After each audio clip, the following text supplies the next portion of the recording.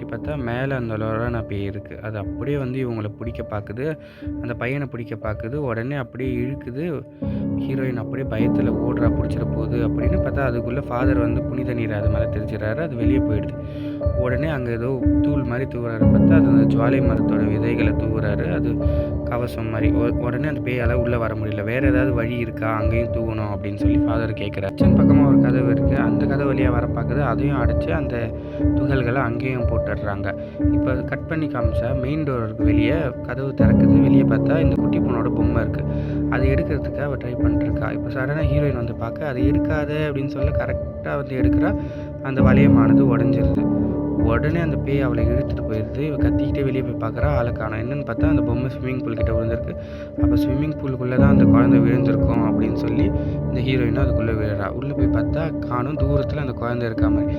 வேகமாக அவள் நீந்தி குழந்தைய பிடிக்கலான்னு போகிறா. அதுக்குள்ளே இந்த பேய் வந்து அவள் கழுத்தை நெருக்கி